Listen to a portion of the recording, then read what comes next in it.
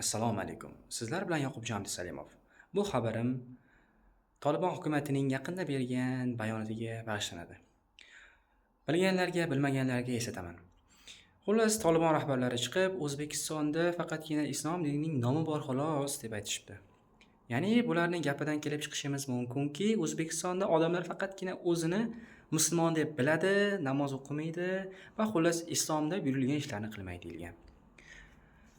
Xo'p, bu aslida din tarafdan olib qaraydigan bo'lsak, juda ham bir chuqur ayblov hisoblanadi. Dinimizda, misol uchun kimnidir kofir deydigan bo'lsangiz, dinimizda va hadislarda kelib chiqib aytaman, agar o'sha tuhmat qilgan kishingizda o'sha ayb bo'lmasa, o'sha tuhmatingiz o'zingizga qaytadi deyilgan. Va o'ylaymanki, Tolibonning rahbarlari ham bir shu borasida bir diniy bilimlarini yana bir bor oshirib olishlari kerak deb o'ylayman.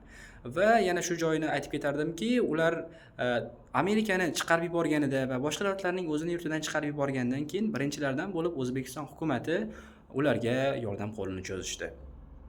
Va ularni tashlab qo'yishmadi, gumanitar yordamlarni berishdi, har taraflama qo'llab-quvvatlashdi.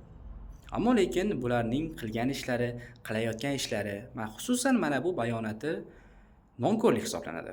Va shuning uchun ham men o'ylaymanki, ular bu odatini to'xtatish kerak va boshqa davlatlarning ishlariga aralashishdan ko'ra, ular o'zlarining davlatida bo'layotgan, xususan u Afg'oniston davlatida juda ham ko'p aholining qismi kambag'allik bilan qiynalyapti.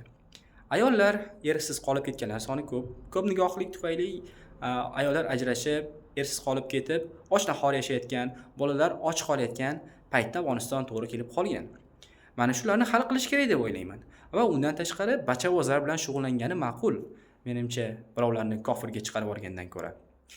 Va shuni ham yana bir bor qaytarib o'taman, dinimizda asossiz tuhmat qilish qoralangan. Shunday ekan, bizni birodar deb bilsangiz va bizdan shunga yarasha bir ajoyib bir muomalangizga yarasha javob olishni istasangiz, bizga ham chiroyli muomalada bo'linglar va bizni ham hurmat qilinglar va inshaalloh biz ham sizlarga xuddi shunaqa muomaladan javob qaytaramiz. Vassalomu alaykum va rahmatullohi va barakatuh.